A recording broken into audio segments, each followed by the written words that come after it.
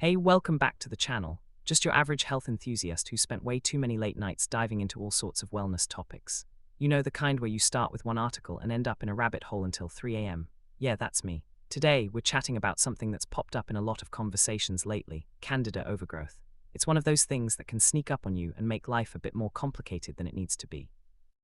I've heard from so many people sharing their stories about feeling off, and it often circles back to this yeast imbalance in the body. Now, before we get into it, let me just say this isn't about me playing doctor or anything like that. I'm not here to tell you what to do with your health, that's for the pros. I'm just sharing some general insights from what I've read, heard, and seen floating around in books, podcasts, and online forums. Think of this as a casual chat over coffee, where we're exploring natural approaches that people talk about for keeping things in balance. No prescriptions, no must-dos, just ideas that might spark some curiosity.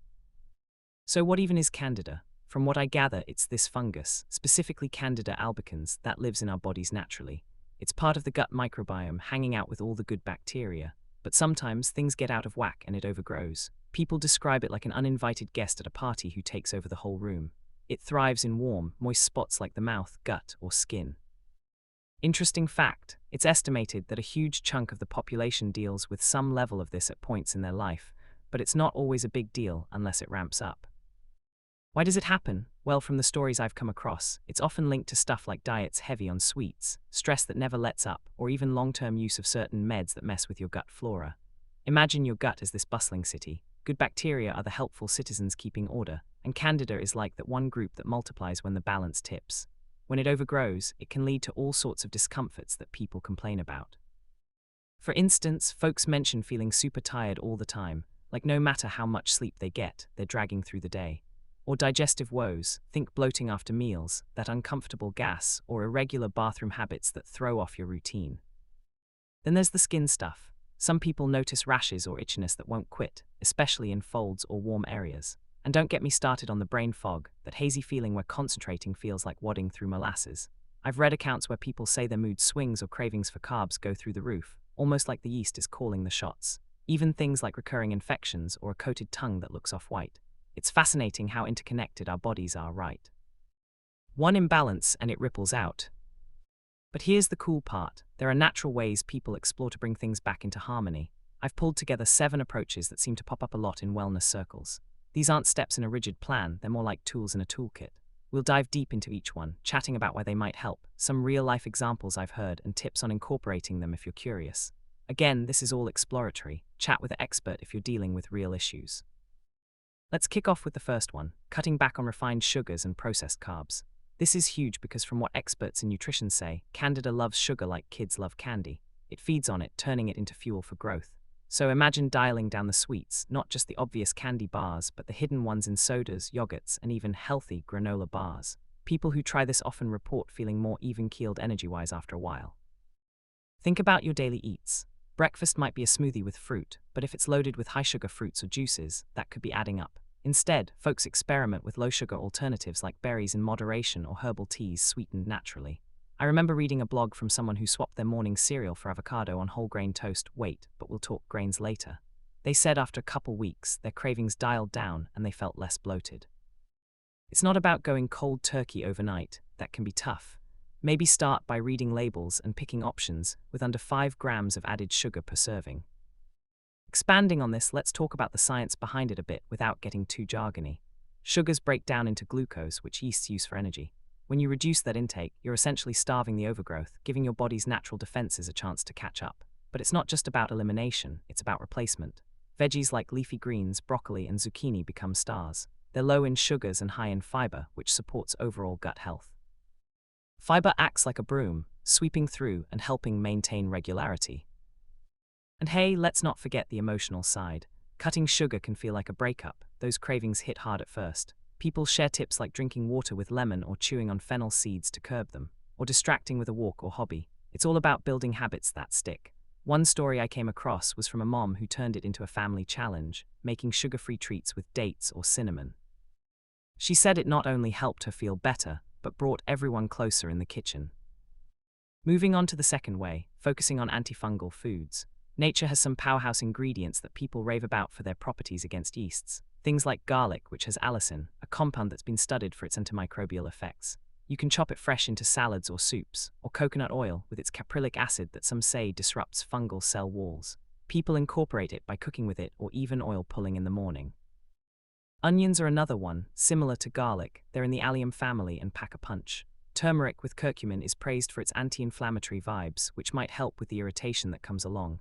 Ginger adds a spicy kick and supports digestion. Imagine a stir-fry loaded with these: garlic, onions, ginger, turmeric. It's flavorful and potentially beneficial. But let's make it practical. Breakfast could be eggs scrambled with onions and garlic. Lunch, a salad with olive oil dressing infused with herbs. Dinner, veggie curry with coconut milk. Snacks, nuts like almonds or walnuts, which are low-carb and satisfying. I've seen recipes online for antifungal smoothies. Blend spinach, ginger, a bit of lemon, and maybe some kefir if you're into ferments. More on that later. One unique angle here is seasonal eating. In summer, lighter foods like cucumbers and mint, which have cooling effects. Winter, warming spices like clove or oregano. People who garden even grow their own herbs, making it a fun, hands-on way to stay engaged. And the variety keeps it from feeling monotonous. Experimenting with international cuisines, think Mediterranean with lots of garlic or Indian with turmeric, can make meals exciting. Third approach, boosting your fiber intake through whole foods. Fiber isn't just for regularity, it helps feed the good bacteria in your gut, which can crowd out the bad stuff. Soluble fiber from oats, if tolerated, apples or flax seeds, forms a gel that slows sugar absorption. Insoluble from veggies like carrots or celery adds bulk. Why does this matter for Candida? Well, a fiber-rich diet promotes a diverse microbiome, which is key for balance. People starting this notice better digestion over time, less gas, more comfort. Start slow to avoid initial bloating, maybe add a serving of veggies to each meal. Let's brainstorm meals. Breakfast, chia pudding with a touch of berries. Lunch, quinoa salad with beans and greens. Quinoa is a seed, not grain, so it's often okay. Dinner, stuffed peppers with lentils and spinach. Snacks, celery sticks with nut butter. The colors make it appealing. Aim for a rainbow on your plate. I love how this ties into mindfulness. Eating fiber-rich foods often means more chewing, which can make you eat slower and enjoy more. Some folks keep a food journal to track how they feel, turning it into a personal experiment. And environmentally, choosing local produce supports sustainability, which feels good all around. Fourth, hydration and herbal teas. Water is basic but crucial. It helps flush things out and keeps mucous membranes healthy. Aim for half your body weight in ounces, or whatever feels right. But amp it up with herbs like pau d'arco, which some cultures use for its antifungal folklore, or nettle for detox support. Peppermint tea soothes the gut, chamomile calms. Green tea has catechins that might inhibit fungi. Make it a ritual, brew a pot in the evening, sip while reading. People say it replaces sugary drinks seamlessly. Diving deeper, let's talk infusions. Steep fresh herbs like thyme or rosemary, known for antimicrobial oils. Or lemon balm for stress reduction, since stress can exacerbate imbalances. In hot climates, iced herbal teas with cucumber slices. It's refreshing and hydrating. Stories abound of people who swapped coffee for dandelion root tea, which supports liver function indirectly. It's bitter but grows on you. And for fun, blend teas, create your signature mix. This approach feels empowering, like taking control through simple daily choices. Fifth, incorporating fermented foods. These are probiotic powerhouses, introducing beneficial bacteria. Sauerkraut, kimchi, miso, small amounts can go a long way. They help repopulate the gut, potentially outcompeting yeast. Start with a teaspoon to build tolerance. Yogurt from coconut or almond if dairy's an issue.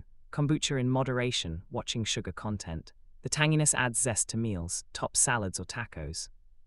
Historically, ferments have been part of diets worldwide. Think Korean kimchi or German sauerkraut. It's a tradition that connects us to ancestors. Modern twists, ferment your own veggies at home. It's easy, cheap, and satisfying to watch the bubbles. People share how it improved their skin clarity or energy. But listen to your body. If it doesn't sit well, ease off. Pair with prebiotics like garlic or onions to feed those good bugs. Sixth, movement and stress management. Exercise isn't just for muscles. It boosts circulation and supports detox through sweat. Walking, yoga, swimming, gentle activities that don't stress the body further. Stress feeds Candida indirectly by weakening immunity. Meditation, deep breathing, or journaling can help. Nature walks combine both, fresh air, movement, calm. Let's expand. Yoga poses like twists aid digestion. Tai Chi for flow, even dancing to music at home. Consistency over intensity, 30 minutes daily.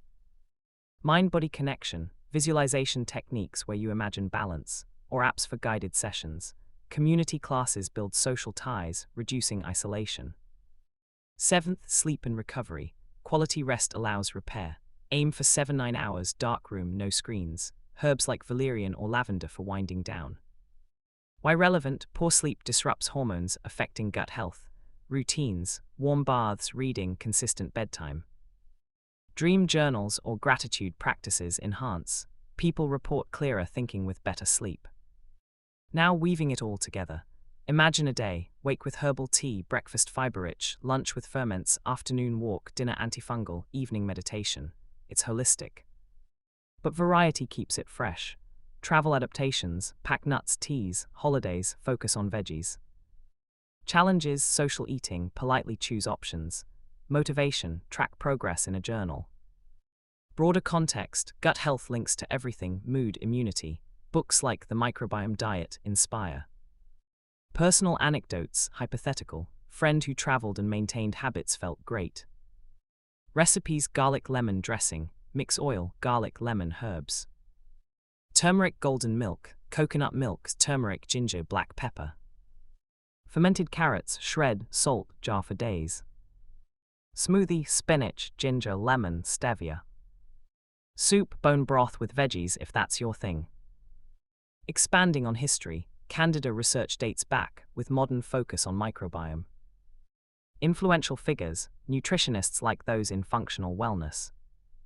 Myths, not all carbs bad, focus quality. Supplements, people mention caprylic acid, but research yourself. Environment, clean home reduces mold, which can mimic symptoms. Pets, their health can intersect. Kids, gentle approaches. Aging, gut changes, so adapt. Global perspectives, Asian diets with ferments, Mediterranean with herbs. Science snippets, studies on garlic's allicin, coconut's lauric acid. But remember, correlation not causation. Community, forums like Reddit for shares. Books, Clean Gut by Junger. Podcasts, Huberman on sleep. Wrapping up, exploring these natural ways can be enlightening. Stay curious, listen to your body. Thanks for watching, drop comments on your experiences. Subscribe for more chats like this. Catch you next time.